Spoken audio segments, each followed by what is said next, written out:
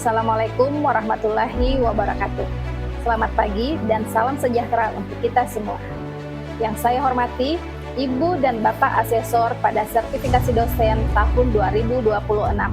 Perkenalkan, nama saya Mar'atus Salihah SST MTes, dosen Prodi D3 Kebidanan, Akademi Kebidanan Aisyah Kabupaten Pangkep, dengan NIDN 0923128805. Pada kesempatan kali ini, saya akan menjelaskan mengenai mata kuliah yang saya ampu di Akademi Kebidanan Aisyah Kabupaten Pangkep, yaitu mata kuliah Asuhan Kebidanan Masa Nifas dan Menyusui. Video ini dibuat untuk memenuhi salah satu syarat sertifikasi dosen tahun 2026, yaitu pernyataan diri dosen dalam unjuk kerja Tridharma Perguruan Tinggi atau PDD UKTPT, khususnya di aspek pengajaran. Mata kuliah ini berada pada semester 3 dan merupakan salah satu mata kuliah inti bagi mahasiswa di Prodi D3 Kebidanan, dengan bobot sebanyak 4 SKS, terbagi 2 teori dan 2 SKS praktikum. Adapun deskripsi mata kuliah ini adalah, mata kuliah ini memberikan kemampuan untuk melaksanakan asuhan kebidanan pada masa nifas dan menyusui dengan konsep dasar asuhan kebidanan, pendekatan manajemen kebidanan, serta sikap dan keterampilan. Adapun CPL dalam pembelajaran ini yang telah divalidasi oleh Pudir 1 yaitu 1. Menunjukkan sikap bertanggung jawab atas pekerjaan di bidang keahliannya secara mandiri. 2. Mampu memecahkan masalah pekerjaan dengan sifat dan konteks yang sesuai dengan bidang keahlian terapannya didasarkan pada pemikiran logis, inovatif, dan bertanggung jawab atas hasil kerjanya secara mandiri. 3. Menguasai konsep dasar ilmu kebidanan, asuhan kebidanan, dan etika profesi. 4. Menguasai metode, teknik, dan pengetahuan prosedural dalam asuhan kebidanan pada masa nifas. 5.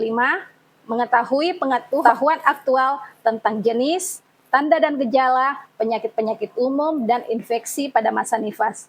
Yang 6. Mampu melakukan pencatatan asuhan kebidanan sesuai sistem rekam medis yang berlaku. Selanjutnya, capaian pembelajaran dari mata kuliah ini adalah 1. Mahasiswa mampu memahami konsep dasar asuhan masa nifas dan menyusui. Yang kedua, menjelaskan perubahan fisiologi dan psikologi masa nifas dan menyusui. Yang ketiga, menjelaskan faktor-faktor yang mempengaruhi masa nifas dan menyusui. Keempat, mampu mengidentifikasi proses laktasi dan menyusui. Yang kelima, mampu mengidentifikasi kebutuhan dasar ibu masa nifas dan menyusui. Keenam, mampu memahami penyulit dan komplikasi masa nifas dan menyusui. Ketujuh, mampu memberikan asuhan pada masa nifas dan menyusui dengan menerapkan dasar-dasar komunikasi. Yang kedelapan, mampu melakukan pendokumentasian asuhan masa nifas dan menyusui. Materi ajar pada mata kuliah asuhan kebidanan masa nifas dan menyusui terdiri dari beberapa bahan kajian, yaitu konsep dasar asuhan kebidanan, pendekatan manajemen kebidanan, serta sikap dan keterampilan asuhan kebidanan masa nifas dan menyusui. Pertemuan ini dilakukan sebanyak 16 kali dengan pembagian 14 kali pertemuan tatap muka dan 2 kali evaluasi, yaitu pada ujian semester dan ujian akhir semester.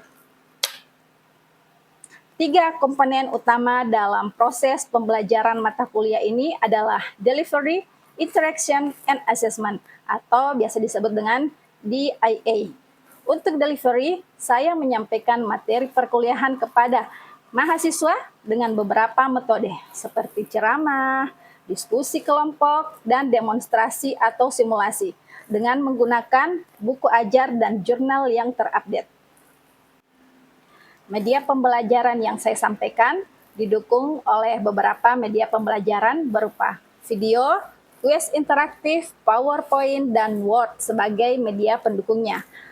Pada saat praktikum, saya menggunakan daftar tilik atau modul praktikum yang saya buat, memuat tentang asuhan kebidanan masa nifas dan menyusui.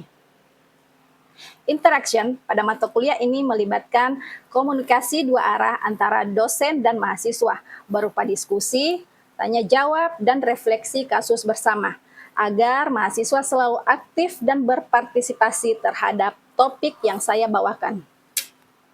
Untuk asesmen atau sistem penilaian dalam mata kuliah ini mencakup penilaian kehadiran, kemudian ujian tengah semester, ujian akhir semester, ujian praktikum, tugas mahasiswa baik secara individu maupun kelompok, serta sikap dan keterampilan.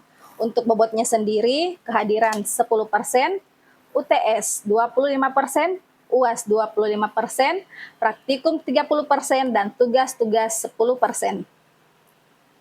Baik, berikut adalah proses pembelajaran pada mata kuliah Asuhan Kebidanan Masa Nifas dan Menyusui dengan materi pada pertemuan kedua, yaitu proses laktasi dan menyusui. Mari kita simak. Assalamualaikum warahmatullahi wabarakatuh.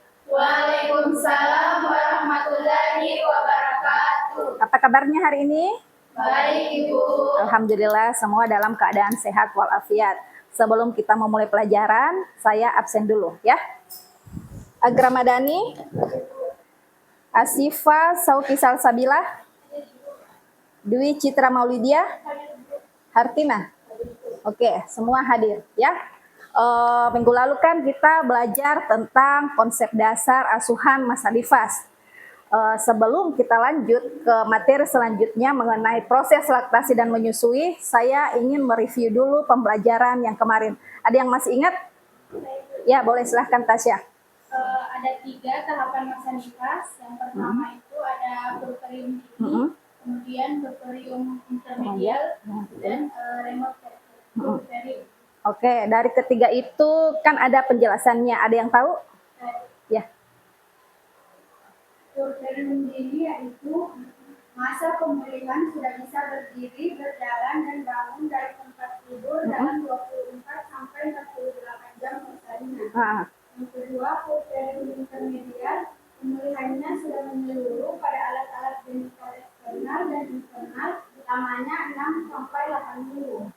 Dan yang terakhir, remote puerperium, yaitu pada waktu persalinan mempunyai komplikasi sehingga waktu pemulihannya bisa berbulan-bulan bahkan sampai tahunan. Ya, jadi itu penjelasan dari 3 tahapan masa nifas. Baik, kita lanjut ke proses laktasi dan menyusui. Nah, adapun tujuan dari mata kuliah ini yaitu mahasiswa mampu mengidentifikasi proses laktasi dan menyusui. Pengertian laktasi yaitu proses produksi atau sekresi dan pengeluaran ASI. Laktasi adalah keseluruhan proses menyusui mulai dari ASI diproduksi sampai proses bayi menghisap dan menelan. Jadi pada saat kita menyusui, bayi mulai menghisap, bayi mulai menelan, itu namanya proses laktasi. Nah, pada proses laktasi terdapat 2 refleks yang berperan, yaitu refleks dan refleks aliran atau biasa kita sebut dengan let down reflex. Nah, refleks ini, refleks prolaktin di mana merangsang produksi ASI melalui impuls saraf puting susu. Jadi pada saat bayi menyusu itu melalui impuls saraf ya. Kemudian mengirim ke hipofise anterior yaitu pada dasar otak yang melepaskan dan yang menghasilkan dan melepaskan hormonnya sendiri. Dari hipofise anterior itu akan untuk mengeluarkan hormon prolaktin yang merangsang sel-sel alveoli untuk produksi ASI. Itu yang disebut dengan refleks prolaktin. Kemudian pada saat refleks aliran atau let down reflex yaitu melalui impuls saraf puting atau susu bayi atau bayi yang menyusu yang dilanjutkan ke hipofise posterior, berarti pada bagian otak bagian belakang ya, di mana melepaskan hormon yang diproduksi oleh hipotalamus yaitu ADH atau vasopresin dan oksitosin. Hormon oksitosin ada yang tahu apa itu? Hormon oksitosin itu adalah hormon cinta. Jadi pada saat kita menyusui balita itu ada rasa cinta kepada balita ya, ada ikatan cinta karena kita sudah melahirkan kemudian kita lanjut untuk menyusui bayinya. ya. Kemudian anatomi dan fisiologi payudara. Sebentar saya tampilkan gambarnya ya. Kemudian dari anatomi fisiologi payudara itu terdapat 3 bagian. Ada yang disebut dengan korpus, yaitu bagian payudara itu yang membesar, itu namanya korpus. Sedangkan areola adalah itu yang bagian kehitaman pada payudara, ya. Itu yang disebut pada areola. Pada kita yang belum menikah itu biasanya berwarna agak cantik, agak warna keping-pingan, ya. Tetapi pada saat hamil atau sudah melahirkan dan saat menyusui itu terjadi hiperpigmentasi atau berubah warna menjadi agak kegelapan, ya. Kemudian dia ukurannya itu bermacam-macam, diameter 2,5 cm. Kemudian ada itu yang menonjol, itu yang disebut dengan papila atau puting, ya, tuh. Nah, adapun bentuk-bentuk dari payudara tersebut ada yang bentuknya normal, ini normal, ya. Kemudian ada yang pendek atau datar, maksudnya itu yang pendek atau datar, putingnya yang pendek atau datar, ya. Kemudian ada yang agak lebih panjang dan ada yang terbenam. Biasanya ini yang terbenam pada ibu agak susah untuk menyusui bayinya, karena kenapa? Putingnya tenggelam. Tetapi kan kita seorang bidan pasti ada cara untuk bisa putingnya si ibu bisa keluar, ya, seperti kita menggunakan spoit, kemudian nanti spoitnya dipotong, dibalik, kemudian kita munculkan putingnya, ditarik secara perlahan-lahan, ya. Nanti kita ajarkan kalau masuk di laboratorium, ya. Oke, kita lanjut tentang struktur mikroskopis, ya. Payudara itu terdiri dari 15 sampai 20 lobus. Setiap lobus terdiri dari ribuan kelenjar alveoli. Itulah nanti yang memproduksi ASI dan menyimpan ASI. Kemudian membentuk seperti gumpalan buah anggur yang merambat. Dari alveoli ini, air susu ibu dialirkan ke dalam saluran kecil atau yang disebut dengan ductus. Ya, membentuk saluran yang lebih kecil lagi yang disebut dengan ductus. Di bawah areola, saluran ini mengalami pelebaran yang disebut dengan sinus lactoferus, berfungsi sebagai tempat penyimpanan ASI. Jadi itu payudara dan kuasanya Tuhan sangat luar biasa, ya. Nah, seperti yang tadi saya disebutkan dari ribuan kelenjar seperti anggur. Nah, ini yang disebut dengan kelenjar air susu, ya. Kemudian ini ductus saluran air susu, ini yang kuning-kuning namanya lemak atau jaringan, ya. Jadi di sini tempat penyimpanan susunya, kemudian di sini alirannya, di sini bagian ductus yang menahan air susu. Jadi kalau memang ASI-nya banyak, biasa akan merembes sedikit demi sedikit, ya. Kemudian ini yang keluar adalah puting susu, dan ini yang kehitaman itu yang tadi saya sebut dengan areola, ya, yang warnanya agak kehitaman atau gelap. Dukungan bidan dalam pemberian ASI yaitu lakukan segera IMD. Tahu apa itu IMD? Inisiasi menyusui dini, ya. Jadi tidak perlu lagi tunggu-tunggu, baru kau sudah melahirkan Bu Bidan, saya capek, enggak mau dulu saya susui, baik udah, itu tidak boleh. Kita harus secepatnya karena untuk merangsang pengeluaran ASI, ya. Jadi sebaiknya kita sebagai seorang bidan segera lakukan IMD. Kemudian berikan support pada ibu. Biasa ada ibu yang merasa insecure, ibu saya melahirkan anak pertama, ASIku belum keluar. Nah, kita lagi support sebagai seorang bidan, kita memang harus cerewet dan selalu memberikan edukasi. Kalau hari pertama itu Bu, memang ASI yang keluar itu hanya sedikit.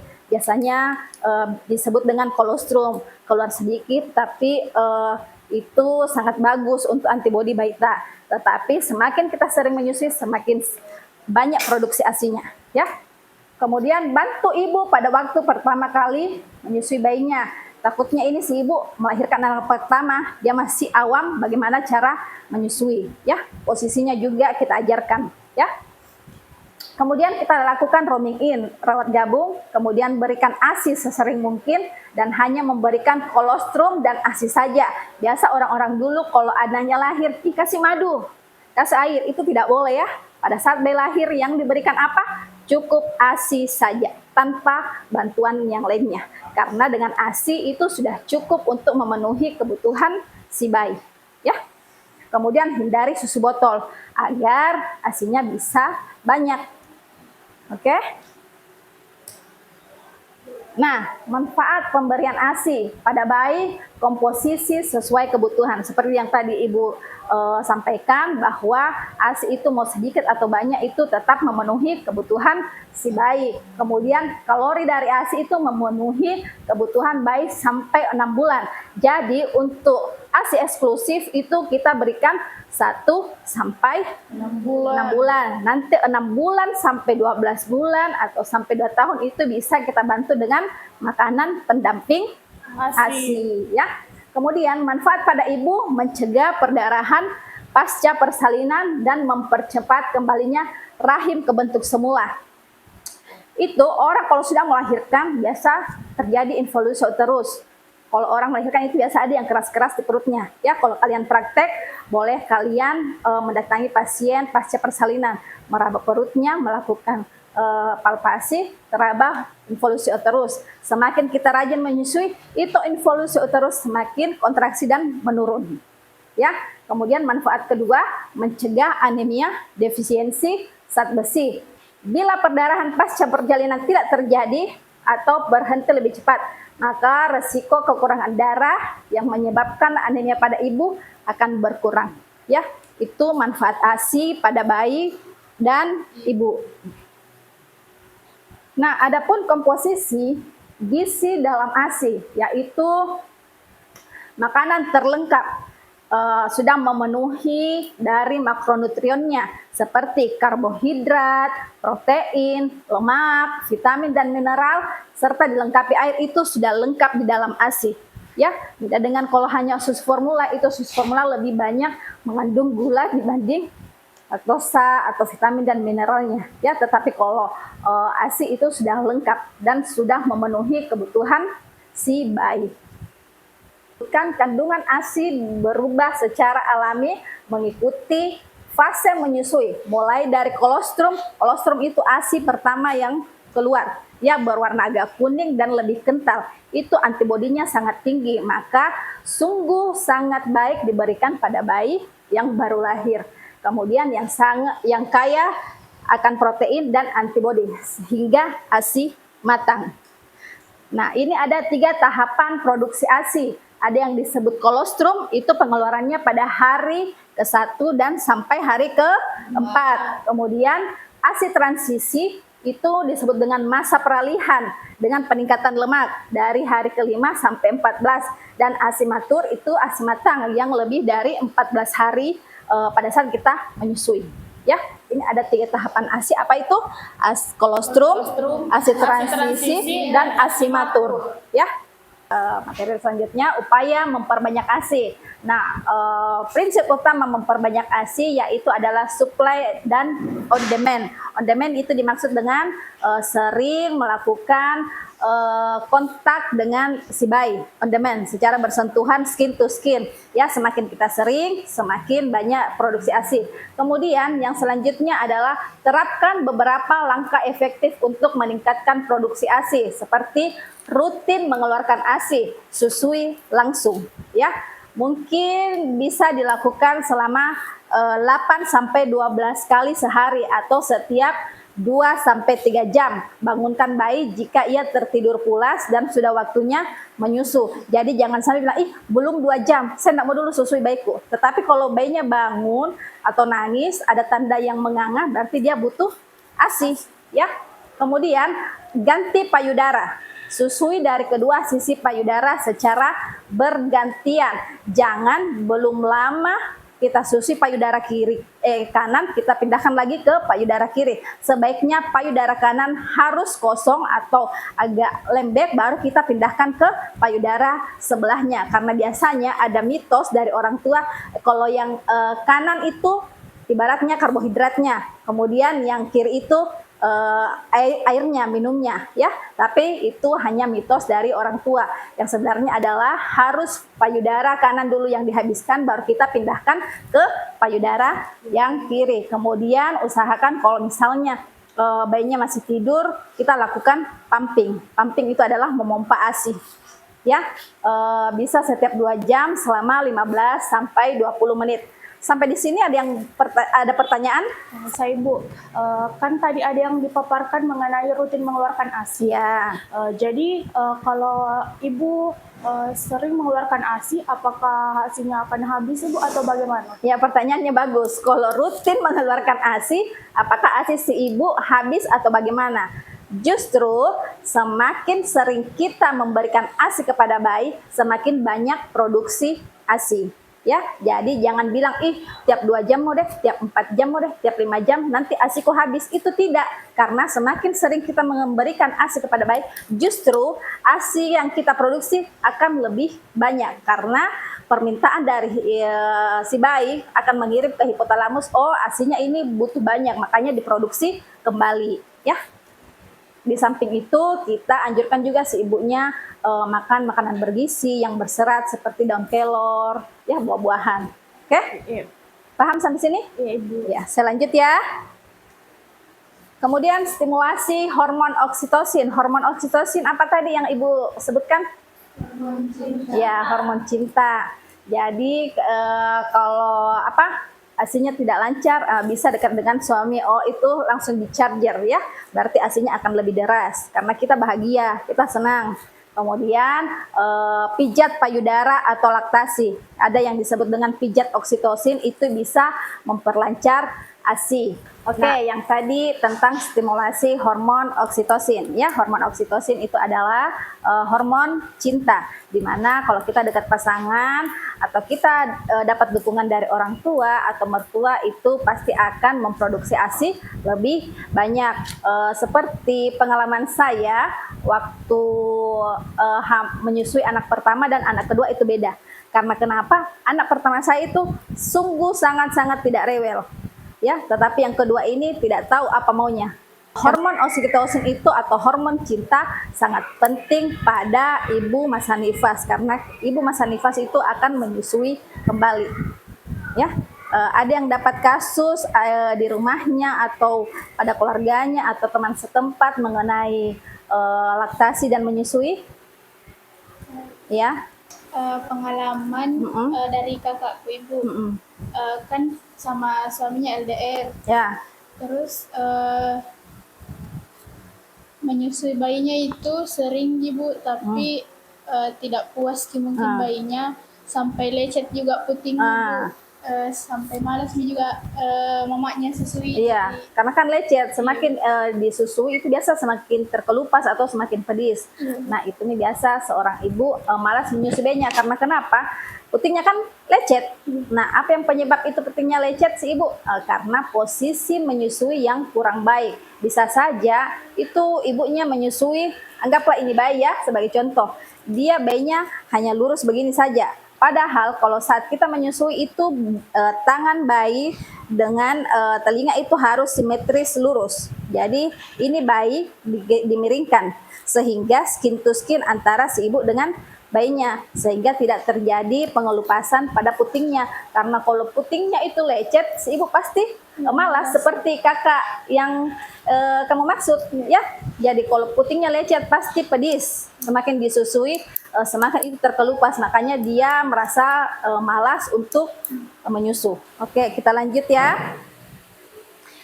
Yang tadi saya lanjut tentang tanda bayi cukup ASI. Bagaimana tandanya? Yaitu seperti tadi, berat badannya itu naik pada 10 hari pertama sampai 14.